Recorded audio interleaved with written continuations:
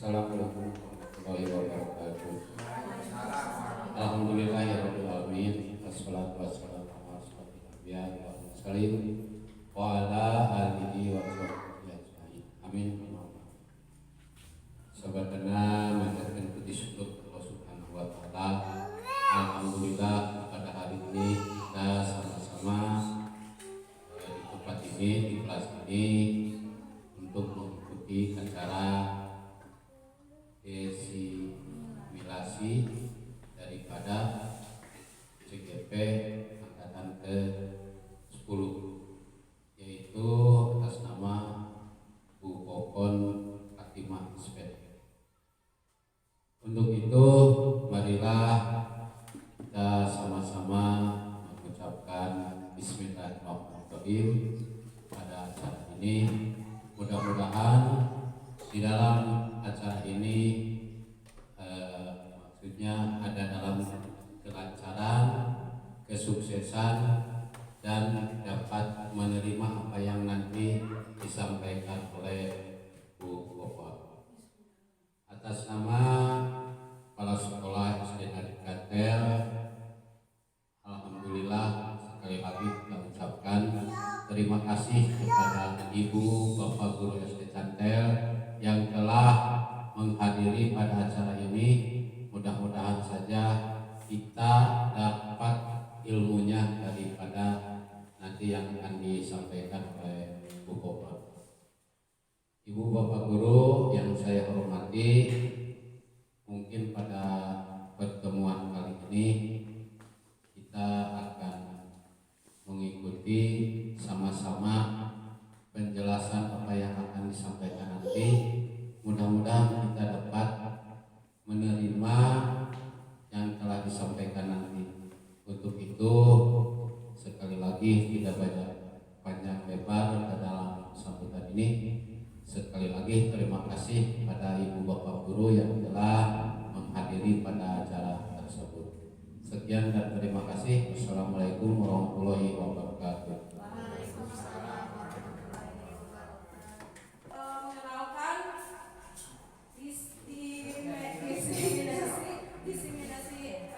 Budaya positif yang akan dipaparkan oleh Bu Kokon Fatimah SPD. Persilakan.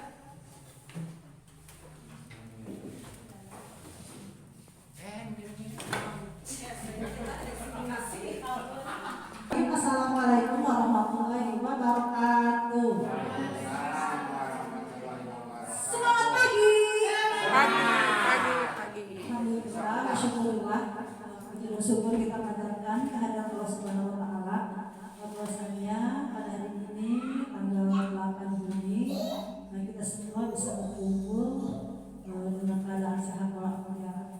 Salawat serta salam berubah kita silakan kepada junjungan kita Nabi Muhammad SAW, para sahabat, para tabi'in, hingga keluarganya dan sampailah kepada kita sebagai umatnya.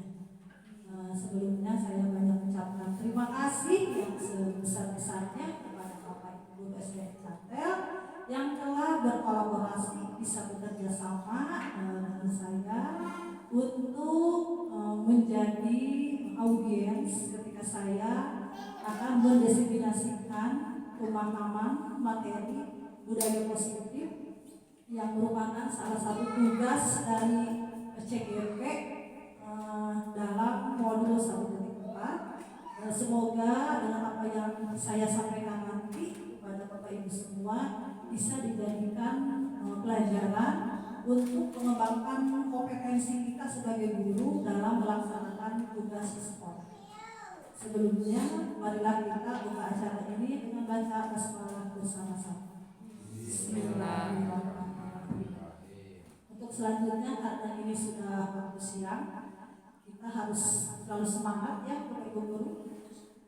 Dengan saya mempunyai sebuah pantun untuk bisa dijadikan penyemangat Bapak Ibu Guru. Pantunnya seperti ini ya. Jalan-jalan ke Batu Jajar. Jangan lupa membeli obat. Marilah kita selalu belajar dengan jiwa yang selalu semangat.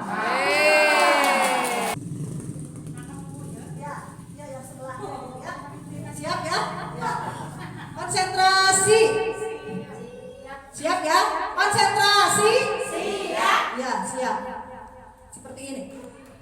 Saya membacakan sebuah cerita. Kalau saya bilang kata Eli, nanti ibu jari yang ada di tangannya ditangkap oleh temannya. Siap. Pada sebuah desa,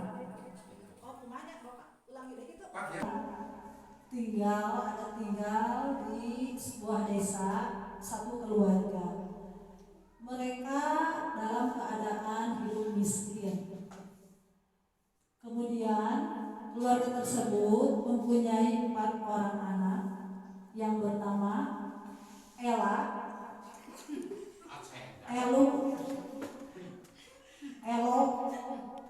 dan Eli.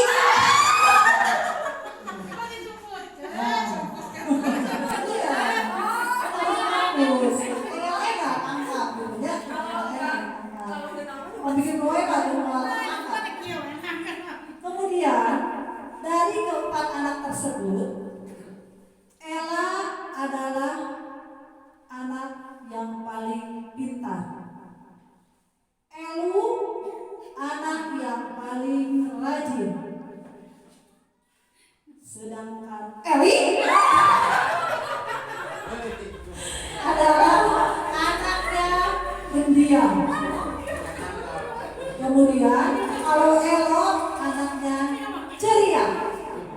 Sekali lagi ya, tambah ceritanya 3 kali saja cukup. Tak lama kemudian Ella bersama Elo pergi merantau ke sebuah daerah yang begitu jauh sekali. Sedangkan Eli dan Eli mereka terdiam saja di rumah. Mungkin itu ya Bapak Ibu ceritanya. Terima kasih. Terima kasih bersama.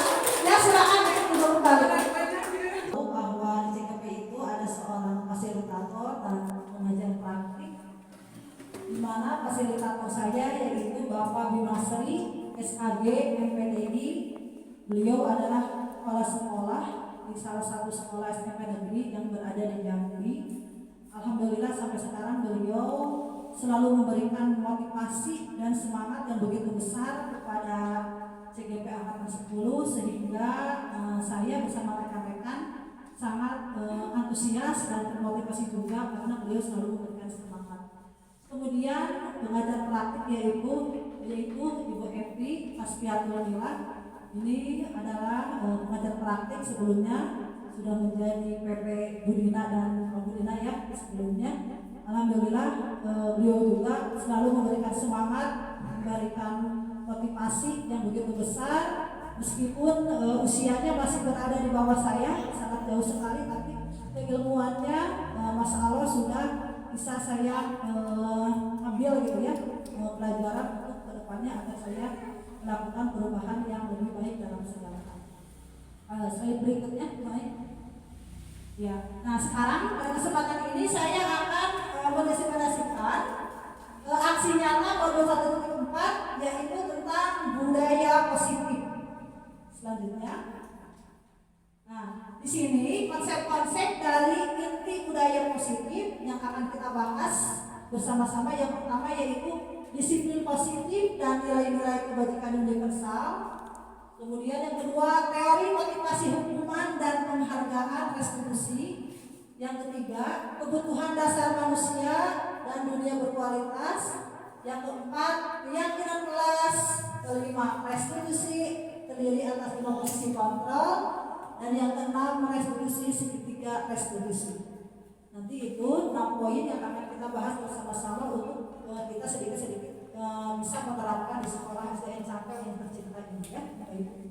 Selanjutnya, nah sebelumnya karena kita akan menghadapi kurikulum merdeka, mau tidak mau karena dengan adanya perubahan kodrat alam dan kodrat zaman sebagaimana yang diterangkan oleh Ki Hajar Dewantara sebagai filosofis pendidikan, beliau mengungkapkan bahwa kita itu dalam melakukan pembelajaran harus mengacu pada pembelajaran dengan paradigma baru. Kenapa? Karena pembelajaran paradigma baru itu merupakan pembelajaran yang dirancang berdasarkan prinsip pembelajaran berdiferensiasi, sehingga para peserta didik itu belajar sesuai dengan kebutuhannya berdasarkan tahap perkembangan sesuai dengan teori psikologi modern untuk mewujudkan profil pelajar Pancasila. Jadi selama kita melakukan pembelajaran ke belakang, sudah beberapa tahun kita bertugas sebagai guru, kan kita suka menyamakan bahwa potensi dan bakat setiap dari peserta didik itu sama, padahal itu tidak, ya, berbeda sekali bakat dan minat yang mereka punya. Sebagai guru kita harus mampu mengembangkan dan menuntun anak tersebut sesuai dengan bakat dan minatnya dengan baik. Jadi kebutuhan siswa itu berbeda, jangan disamakan. Misalkan di dalam kelas itu ada anak yang pelajarannya misalkan diterima lebih dengan menggunakan media audio, berarti harus kelompokan, ya, seperti itu. Kemudian ada yang pembelajaran lebih cepat memahami pembelajaran tersebut dengan visual, dengan melihat gambar. Jadi kita mau tidak mau harus menyiapkan apa yang dibutuhkan oleh peserta didik kita. Itu merupakan salah satu contoh pembelajaran yang mengacu pada paradigma baru. Dan tidak lupa, karena kita kurikulum merdeka itu harus merujuk dengan bertujuan pada profil pelajar Pancasila yang terdiri atas 6 dimensi. Yang pertama yaitu apa? Dimensi profil pelajar Pancasila. Ya, betul. Dan berakhlak mulia. Kemudian masih ingat? Dimensi profil pelajar Pancasila. Itu termasuk yang pertama, beriman dan bertakwa dan berakhlak mulia. Itu yang ke-1. Coba siapa yang kedua? Ya, itu kreatif. Coba Pak Asep masih ingat dimensi profil pelajar Pancasila? Ini masih ingat? Bagus. Coba. Kita ya. Berbinekaan global. Ya, kebinekaan global. Coba kita lihat sama-sama supaya tidak lupa lagi, ya. Siap. 1, 2, 3. Belajar Pancasila, Beriman dan bertakwa kepada Tuhan yang Esa dan berakhlak mulia, berkebinekaan global, gotong royong mandiri, kreatif dan bernalar kritis. Jadi kita harus selalu ingat bahwa pembelajaran yang kita akan terapkan kepada anak harus merujuk, ya, atau untuk mewujudkan profil pelajar Pancasila. Jadi ada 6 dimensi yang Bapak Ibu guru untuk kita selalu ingat.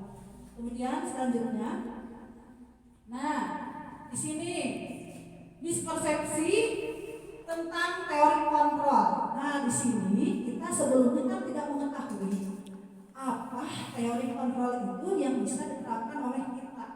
Yang pertama, kita suka berilusi atau berpahaman bahwa guru itu bisa mengontrol murid. Bisa tidak? Dengan sekian jumlah siswa yang begitu banyak, kita mampu mengontrol emosi segala sesuatu yang ada di kelas oleh kita sendiri. Apakah kita mampu untuk mengontrol? Tidak, ya. Kemudian ilusi bahwa semua penguatan positif efektif dan bermanfaat. Menurut kita melakukan penguatan yang positif yang baik kepada anak, oleh anak diambil manfaatnya. Menurut kita betul, baik. Apakah bisa itu? Bisa. Ya, nanti kita pelajari lagi. Kemudian ilusi bahwa kritik dan membuat rasa bersalah mampu menguatkan karakter. Apakah bisa? Jadi ketika siswa melakukan suatu kesalahan, jadi kita itu langsung memvonis, mengkritik bahwa kamu salah. Nah, itu akan mampu menguatkan karakter kepada anak jadi baik. Apakah setuju? Tidak. Kemudian ilusi bahwa orang dewasa berhak memaksa. Jadi pembelajaran yang sesuai keinginan kita terus gitu. Kalau kata guru harus A, anak-anak harus A. Jadi anak tidak diberikan kebebasan. Apakah pernyataan seperti itu betul? Menurut Bapak Ibu guru? Tidak ya, karena itu merupakan suatu teori kontrol yang harus kita hindari dalam melakukan pembelajaran. Selanjutnya, nah di sini ada teori tentang mengubah paradigma stimulus respon ke teori kontrol. Tidak kelihatan baik Bapak Ibu? Oleh orang mana gitu ya, kalau nggak salah Pak Pernama sudah membuat buku itu, membuat buku yang bisa ambil pelajaran oleh filosofis pendidikan. Jadi bisa dipakai oleh siapa yang berada dalam pendidikan teori kontrol. Jadi pernyataannya itu sudah disahkan, sudah dibetulkan, gitu ya. Nah, sekarang ada teori kontrol yang berubah dari stimulus respon. Kemudian kita memandang sesuatu itu langsung pandangannya sama, berpikir sama. Apakah betul kita kalau memandang sesuatu sama? Beda. Kemudian kita mencoba mengubah orang agar berpandangan sama dengan kita. Tidak ya? Kemudian perilaku buruk dilihat sebagai suatu kesalahan. Nah, kita pasti itu ya. Kalau orang lain atau anak didik kita melakukan kesalahan, itu kan merupakan perilaku buruk menurut kita, tanpa kita tanyakan alasannya mengapa dan penyebabnya apa.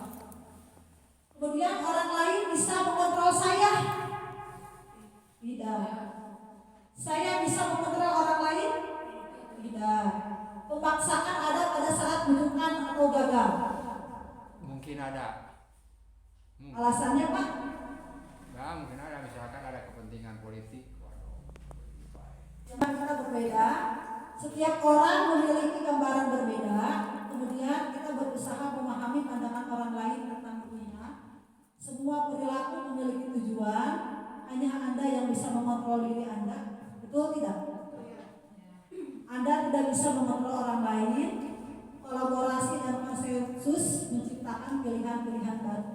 Jadi kalau kita mengacu pada teori ini, kita itu bisa menciptakan ide-ide baru untuk kepentingan diri kita sebagai guru, dengan tujuan agar kita itu bisa mengembangkan bakat dan potensi yang dimiliki oleh setiap siswa. Selanjutnya, jadi gini ya, teori kontrol itu jadi di dalam melakukan sesuatu tindakan mau salah aku harus kembali dulu kepada kita diri sendiri sebelum memvonis anak tersebut. Iya, betul. Tepuk tangan buat Bu Dedek, betul sekali. Alhamdulillah ya, sudah ada sedikit pemahaman untuk kita semua. Kemudian, nah sekarang saya mau bertanya, di sana ada gambar seolah-olah kita ya, karena terus terang ke belakang sebelum saya memahami materi ini, kalau anak berbuat kesalahan suka langsung emosi, diberikan suatu hukuman, misalnya. Yang pertama, Bapak Ibu setuju atau tidak? Hukuman dapat mendisiplinkan anak. Setuju tidak? Saatnya kemarin saja pas melaksanakan upacara, kemudian ada anak-anak yang terlambat, sama saya dikumpulkan di depan ya, benar?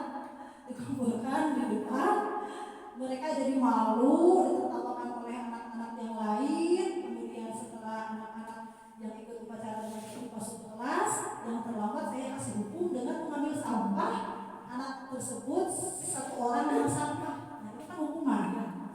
Apakah dengan setara seperti itu selanjutnya anak tersebut tidak disilakan? Tidak ya? Berarti gimana? Apakah hukuman dapat mendisiplinkan anak? Dapat memiliki hukuman, dapat mendisiplinkan anak, dapat. Ya, enggak, saya mau tanya lagi dengan kenyataan yang ada. Misalkan si A, dia terlambat Bu, pas waktu upacara. Kemudian saya kasih hukuman dengan mengambil sampah, dilaksanakan sampah tersebut diambil sama dia. Tapi untuk minggu-minggu yang selanjutnya, apakah anak itu kesiangan atau tidak? Iya, berarti karena itu takut hukuman gitu ya. Jadi disiplin tidak, mendisiplin anak tidak? Tidak. Kemudian yang kedua, pemberian hukuman dengan hal positif sebagai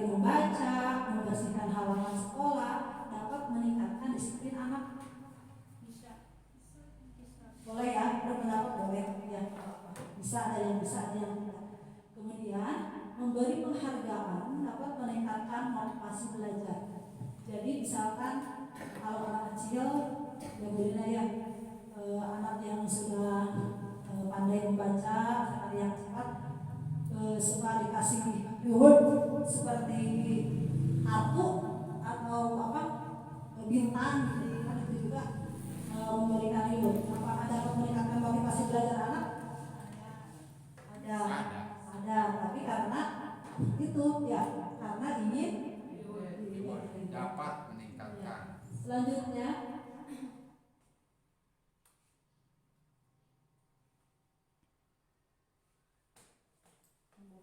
Hajar Dewantara menyatakan bahwa untuk mewujudkan murid yang merdeka itu murid harus memiliki disiplin yang kuat yang berasal dari dirinya ataupun berasal dari luar diri.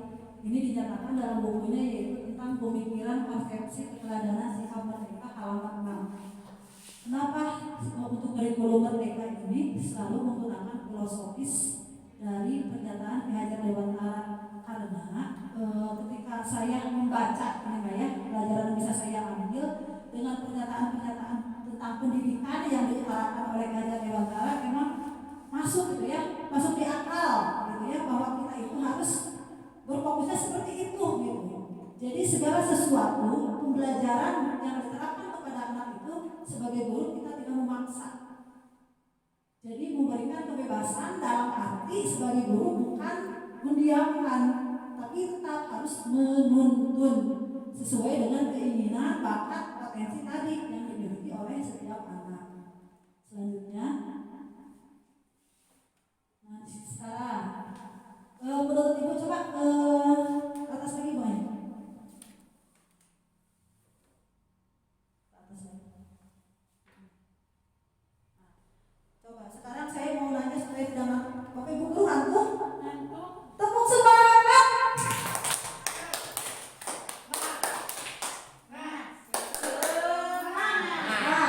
Tadi kita membahas atau mencontohkan disiplin. Menurut Bapak Ibu apa sih arti disiplin?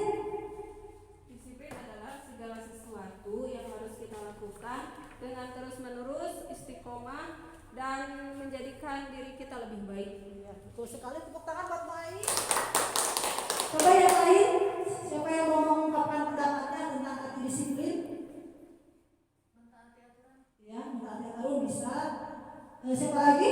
Pak Asep, Dwi, Pak Agus, Pilih, Putri, silakan. Apa arti disiplin? Melaksanakan segala sesuatu pekerjaan yang sesuai dengan aturan yang telah ditetapkan. Iya betul, betul sekali ya, betul sekali bahwa disiplin itu banyak sekali artinya dengan tujuan untuk agar kita lebih baik, lebih dilaksanakannya secara konsisten dan kontinu gitu ya, dengan adanya suatu perubahan yang tadinya tidak dilakukan kemudian dilakukan sesuai dengan aturan yang berlaku. Terus baik, silakan ke bawah hasil berikutnya. Nah, arti disiplin berarti di sini coba Bapak Ibu pilih hukumankah, peraturan, teratur, kepatuhan atau tata tertib? Teratur. Teratur, terus bisa lagi? Peraturan, Tata tertib. tata tertib, hukuman tidak ya? Kalau kepatuhan, kepatuhan masuk ya. Itu arti dari disiplin itu sesuai dengan pendapat masing-masing tidak apa-apa ya, karena kita bebas untuk berpendapat. Apa arti disiplin positif? Yang pertama, bahwa arti asli dari kata disiplin ini berkonotasi dengan disiplin diri dari murid-murid yang dapat membuat seseorang menggali potensinya menuju ke sebuah tujuan, sesuatu yang dihargai dan bermakna. Bagaimana cara kita mengontrol diri? Berarti kembali lagi betul kata Bu Dede bahwa yang bisa mengontrol diri sendiri itu adalah diri kita sendiri. Orang lain tidak bisa. Meskipun dalam satu rumah, kalau karena keinginannya dari hati kita belum ada kesadaran, pasti yang berkaitan yang ada ikatannya dengan kita juga melaksanakannya dengan terpaksa. Betul tidak? Betul. Kalau sadar, kalau itu bermanfaat buat diri kita, pasti kita melakukannya dengan senang hati. Kemudian bagaimana menguasai diri untuk memilih tindakan yang mengacu pada nilai-nilai yang kita hargai. Nanti nilai-nilai kita akan dibahas. Kemudian dengan disiplin diri berarti mereka bisa bertanggung jawab terhadap apa yang dilakukannya karena mereka berdasarkan tindakan mereka pada nilai-nilai kebajikan universal. Nanti akan dibahas apa sih itu nilai-nilai kebajikan universal itu. Jadi intinya disiplin itu untuk menumbuhkan betul mengenai tanggung jawab untuk diri sendiri, yaitu peserta didik tanpa ada paksaan dari siapapun, dari guru misalkan ya, dari orang tua. Kalau mereka sudah melakukan dengan terbiasa, maka itu merupakan tanggung jawab yang harus dilaksanakan oleh dirinya sendiri. Itu menurut Diana Gosen dalam bukunya Restructuring School Discipline tahun 2001. Selanjutnya, disiplin juga dimaknai itu sebagai sesuatu yang dilakukan seseorang pada orang lain untuk mendapatkan kepatuhan dan memiliki kecenderungan ketidaknyamanan serta sering dihubungkan dengan tata tertib yang berkaitan dengan sanksi dan hukuman bagi yang melanggarnya. Kalau kita di SDN Cantel, apakah kita sudah menerapkan suatu aturan? Sebagian. Sudah ya, sebagian baru diterapkan. Tapi kita itu di sini harus dikembangkan kembali dengan aturan-aturan yang berlaku sesuai dengan kaidah-kaidah atau kesepakatan bersama. Jadi nanti kita akan kembangkan supaya anak disiplin itu tidak membuat aturan sendiri gitu ya. Jadi harus dengan kesepakatan antara semua warga sekolah yang ada di sini, dari mulai kepala sekolah, guru, TNI, kemudian penjaga sekolah dan siswa, juga orang tua harus dilibatkan. Insya Allah kalau kita adanya kerjasama dan kolaborasi dengan mereka-mereka, maka disiplin itu akan bisa kita laksanakan dengan sendirinya. Selanjutnya, coba dilewat ini terlalu panjang, ada apa-apa nanti kita bisa baca bersama-sama. Nah, di sini nilai-nilai kebajikan universal. Jadi nanti kita kalau mau menerapkan disiplin positif itu harus mengacu pada ini ya Bu. Nilai-nilai kebajikan universal. Selain pada profil pelajar Pancasila, ini juga ada primary years program. Tapi ini tidak dibahas ya Bu Dina. Yang tengah saya juga belum mengerti. Nanti saya akan tanyakan kembali. Kecuali yang 9 pilar karakter itu kan sudah ada dalam buku. Kalau tidak salah buku apa judulnya sudah ada ini ya. Tapi yang di disyaratkan mah nanti kita itu ini terhadap untuk mewujudkan profil pelajar Pancasila yang tadi yang 6 dimensi. Kemudian di sini ada toleransi, rasa hormat, integritas, mandiri, menghargai, antusias, itu banyak sekali. Kemudian dari 9 pilar juga sama, ada cinta Tuhan. Itu sama kalau dikaitkan dengan profil pelajar Pancasila itu masih mengacu kepada profil pelajar Pancasila yang 6 dimensi ya Bapak Ibu ya. Itu nilai-nilai kebajikan dari universal. Kemudian selanjutnya baik. Nah, sekarang kita mengacu pada kebutuhan dasar manusia. Nah, kalau untuk kebutuhan dasar manusia itu berarti tidak sangkut pautnya hanya dengan murid saja, tapi kita juga sebagai guru punya kebutuhan dasar masing-masing. Apa sih arti kebutuhan dasar manusia? Silakan dibaca, boleh? Kebutuhan dasar manusia adalah segala sesuatu yang kita lakukan untuk mendapatkan apa yang kita inginkan. Seluruh tindakannya kita lakukan memiliki tujuan tertentu, dan semua usaha terbaik yang kita lakukan adalah dalam rangka agar kebutuhan dasar kita terpenuhi dengan baik. Betul sekali. Ya, kita bekerja supaya mendapatkan betul sekali.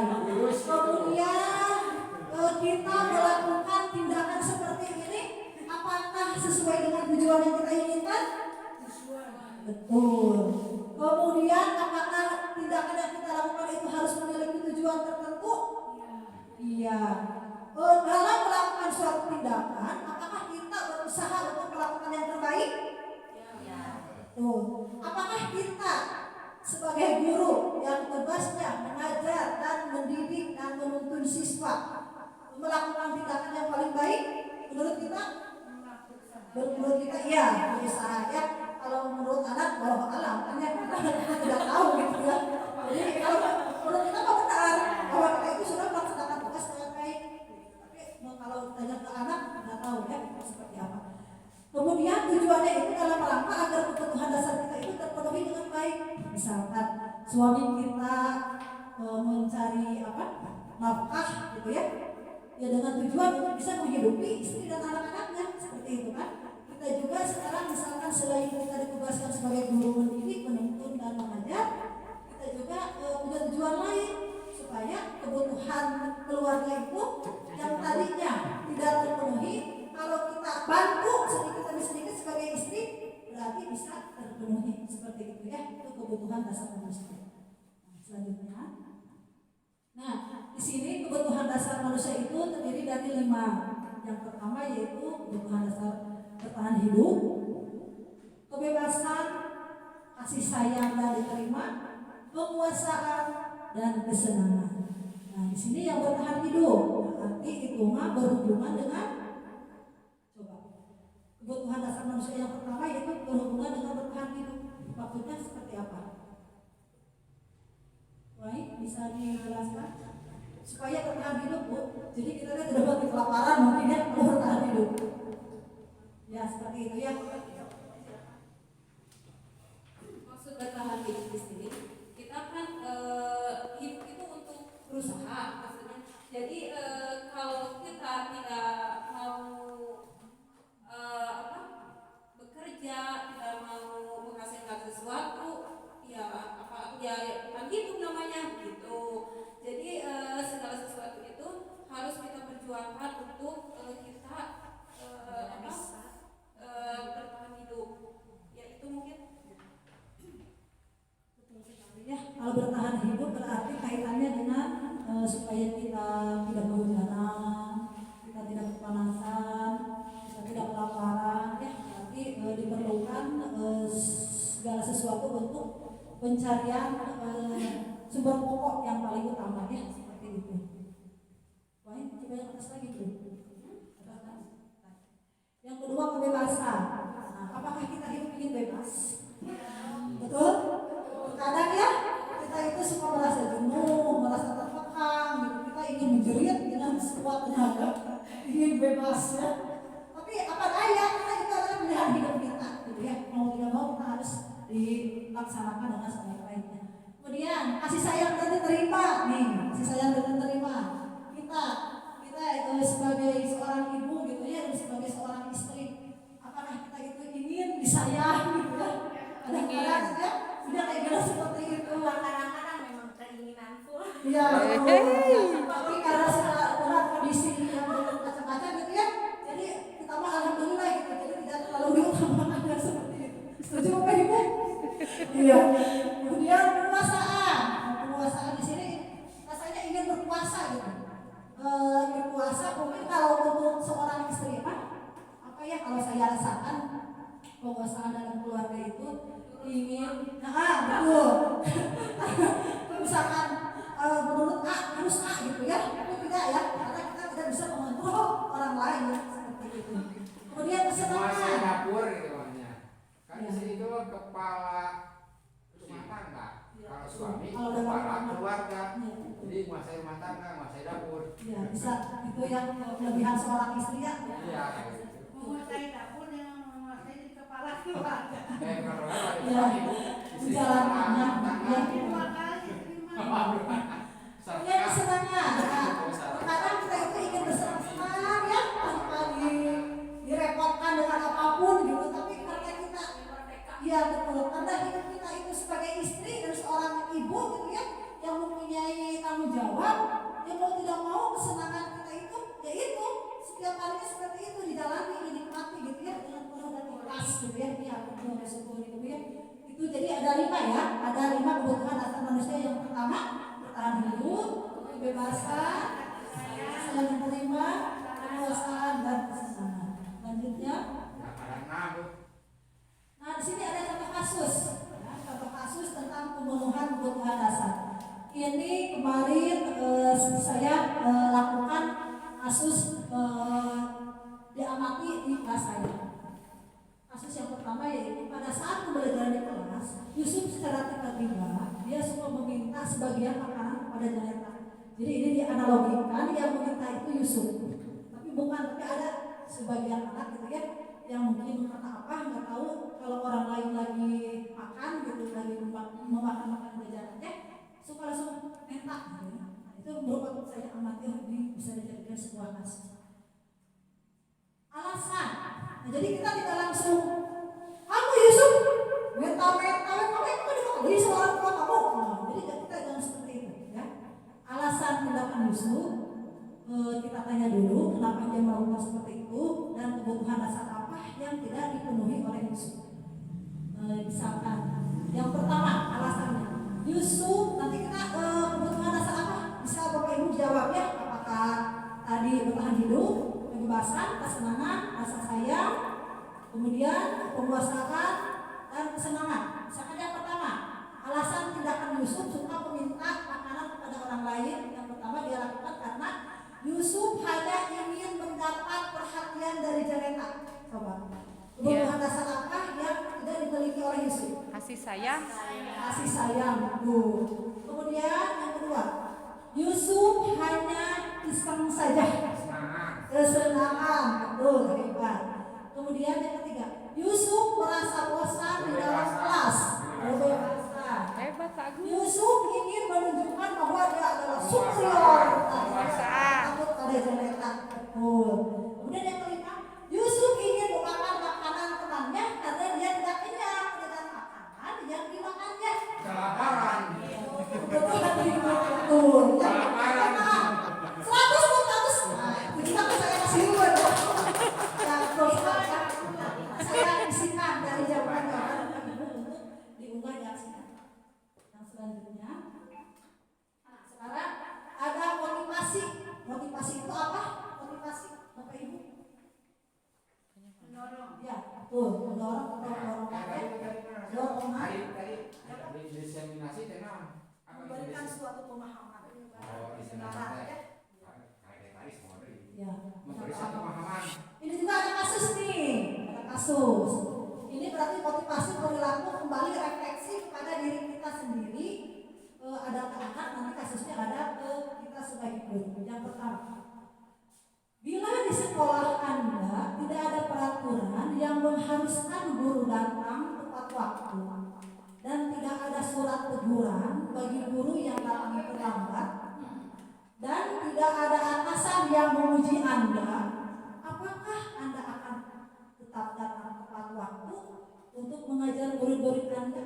Jelaskan alasan Anda. Mau ngasih jawab ke depan, Bu, ke depan ayo situ video. Putri mau silahkan,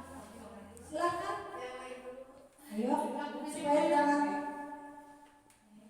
Apakah Anda akan datang sesuai dengan ya silakan. Ya siap, terima kasih Pak. Menurut pendapat saya pribadi, kita itu harus tahu maksudnya datang ke sekolah itu mau dinilai atau gimana maksudnya. Jadi kalau kitanya sadar bahwa kita tupoksinya sebagai apa, terus kesadaran kita untuk mendidik anak itu disiplin, ya pasti kita tidak akan terpacu sama aturan-aturan yang ada seperti sekarang.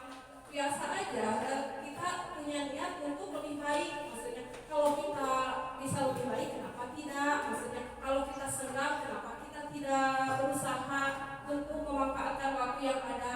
Kalau misalnya kita sempat pagi-pagi, ya oke, siap itu pagi-pagi saja, tidak usah terpacu sama orang lain, terpengaruh sama orang lain. Itu sebab buat diri kita sebenarnya gitu. Kedisiplinan itu tumbuh dari diri sendiri, lalu tertular ke orang lain. Seperti kita punya anak, kalau kitanya tidak disiplin, ya di mana di rumah, terutama kelihatan. Terus di sekolah pasti itu terpantau. Begitu kalau menurut saya, marilah kita berusaha lebih baik. Terima kasih buat Baik. Tangan buat Baik, kita kasih aplaus. Betul sekali ya. Kita sudah diamanahkan oleh Allah ya, karena kita tidak semua orang bisa menjadi guru, bahwa kan guru itu adalah yang tugas yang mulia sekali, dan apabila kita menyanyiakan sayang gitu ya, ketika orang lain mau itu ya kita dikasih amanah, kita laksanakan dengan baik, berarti kita itu sudah tidak bersikap mensyukuri, ya. Betul. Kita melakukan suatu tindakan jangan karena takut tidak ada yang memuji, karena kita jangan mempunyai tujuan yang lain. Kita ikhlas saja sesuai dengan hati kita. Tanggung jawab kita harus dikedepankan karena kita harus menjadi suri tauladan sebelum orang lain bikin sendiri dulu, ya. Jadi jangan takut pakai DHE. Bagus sekarang ada aturan pakai DHE karena ada si DHE enggak seperti itu, ya. Mudah-mudahan untuk kedepannya kita muncul kesadaran bahwa itu adalah tanggung jawab saya pribadi sebagai guru. Kemudian kasus yang kedua, ini kasus saya sendiri karena saya suka punya keinginan seperti itu, punya niat yang jeleknya sebetulnya itu tidak boleh ditiru sama bapak ibu guru. Kupopon setiap hari tiba di sekolah pukul 6:30 misalkan, karena yang merasa takut TPP-nya dipotong karena ada aturan DHE. Suatu waktu di sekolah tidak ada KBM karena kelas 6 sudah tidak ada pembelajaran lagi, sehingga peraturan keterlambatan tidak diberlakukan. Menurut Anda, apakah Kupopon akan datang seperti biasa?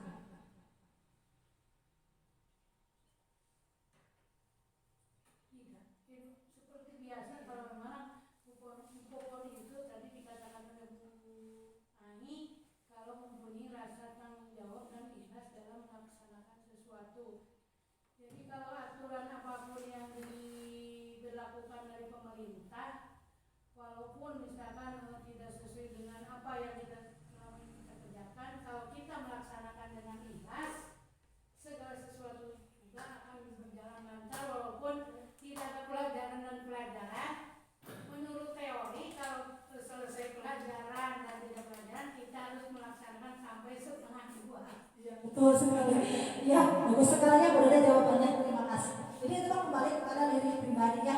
Apakah motivasi dorongan dari dalamnya ada, terdorong, apakah kita ingin lebih baik, tanggung jawab selalu dilaksanakan meskipun tidak ada aturan bahwa kenapa kita ada pelajaran. Itu kembali kepada diri pribadi karena kita tahu kuncinya bahwa yang bisa mengontrol diri sendiri adalah bukan orang lain tetapi diri pribadi. Kemudian yang ketiga, anak-anak SDN Cantel senang mengikuti upacara bendera setiap hari Senin karena guru kelasnya yang menyuruh mereka.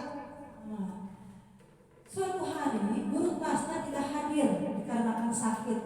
Menurut Anda, apakah mereka akan bisa mengikuti upacara bendera seperti biasa? Ya, alasannya tuh kalau jadi si anak biasa melakukan atau mengikuti upacara. Bisa karena ketika anak sudah mulai senang pasti akan dilakukan apapun meskipun wanitanya tidak ada. Ya, betul, ya. Berarti anaknya itu sudah Ada kesadaran. Iya, betul, sudah kesadaran. Kalau kesadarannya sudah muncul dalam diri pribadi, mau guru tidak ada, mau tidak, dia akan mengikutinya seperti biasanya. Terima kasih, ya, jawaban yang luar biasa. Selanjutnya,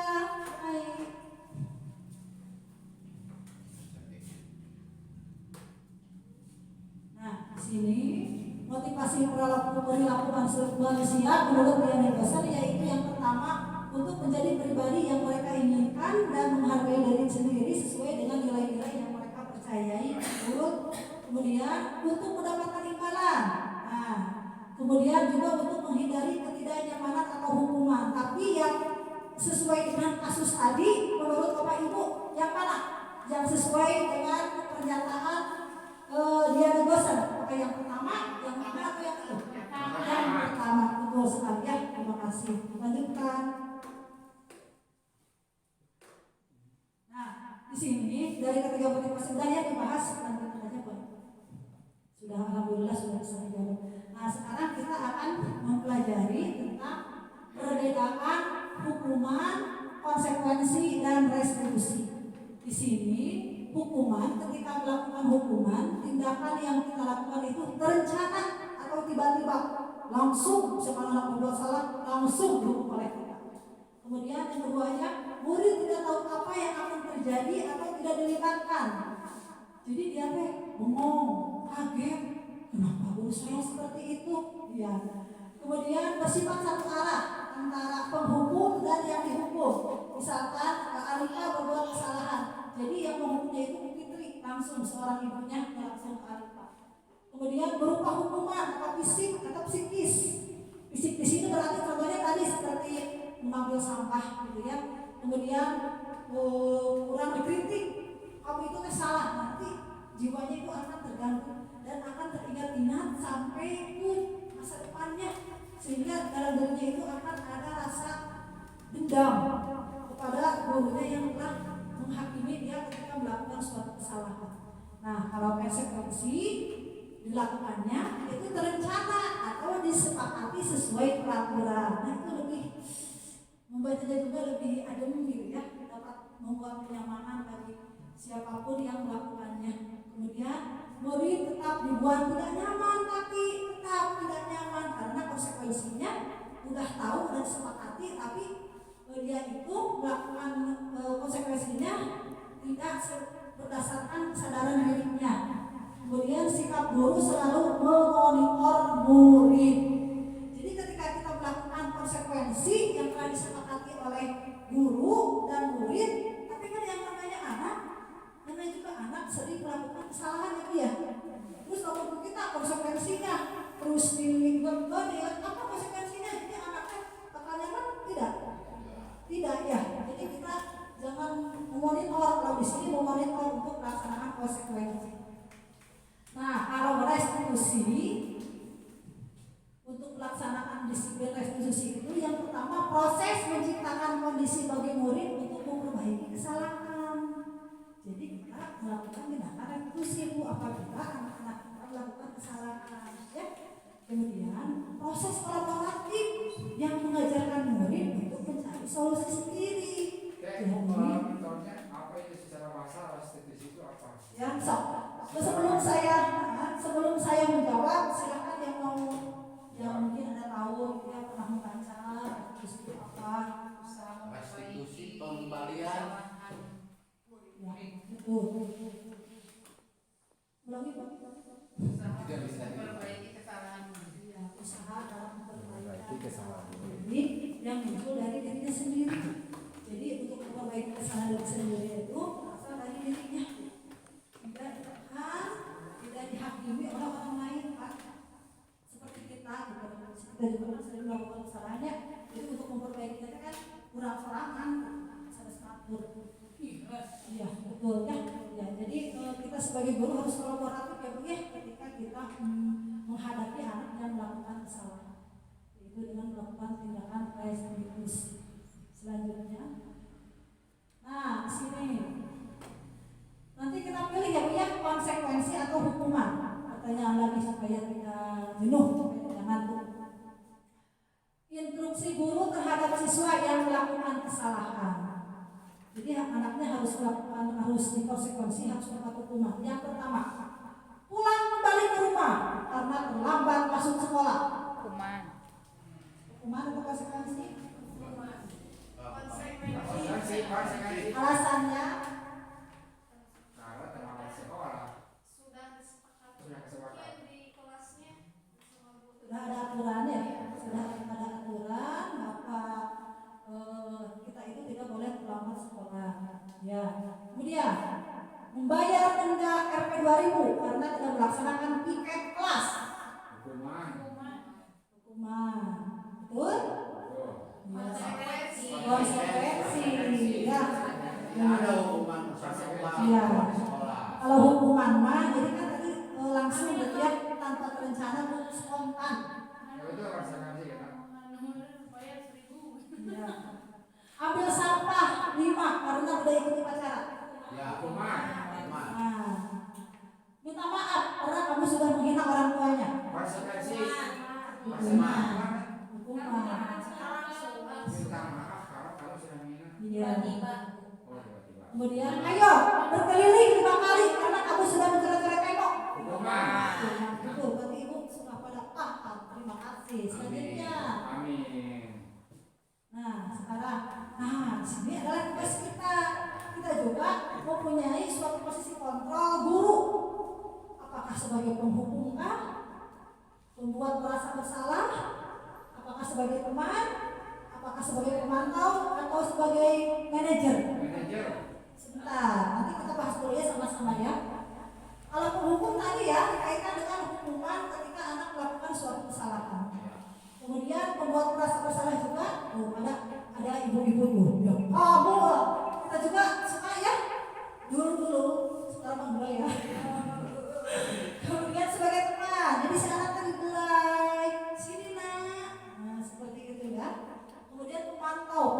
itu berarti orang ketiga gitu ya.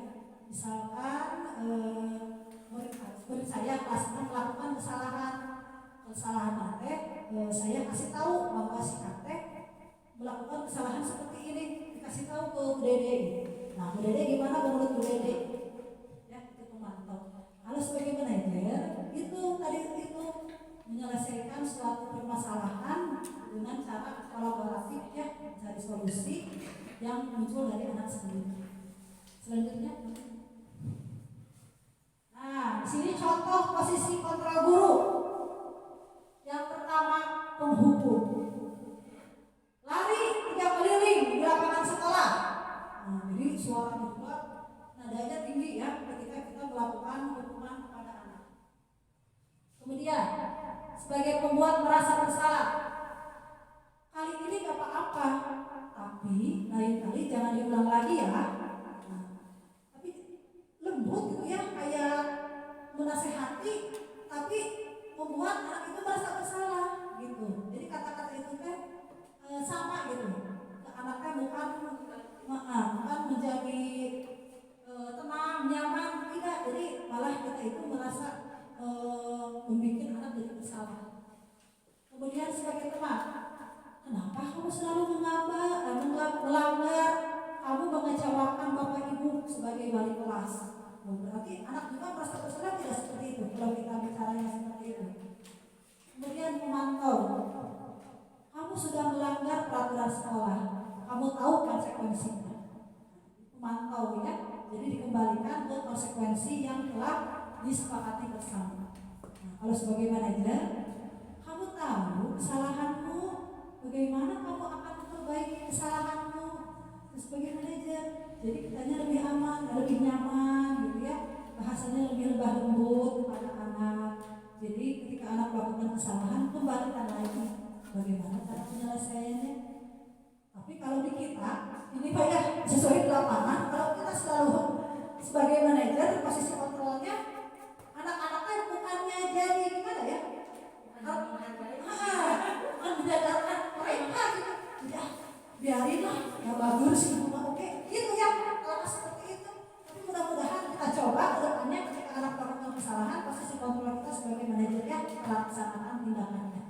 Selanjutnya Bu Eni. Nah, sekarang keyakinan kelas. Dulu keyakinan kelas sudah dibahas ya oleh Bu Dina sama Pak Teten tentang keyakinan kelas. Apakah Bapak Ibu guru sudah membuat keyakinan kelas untuk dilaksanakan oleh anak-anaknya di kelas? Belum. Mudah-mudahan dengan ditambah materi ini kita buat ya keyakinan kelas. Keyakinan perjanjian. Keyakinan. Kita dibahas dulu ya. Setiap tindakan atau perilaku yang kita lakukan di dalam kelas dapat menentukan terciptanya sebuah lingkungan positif. Betul ya?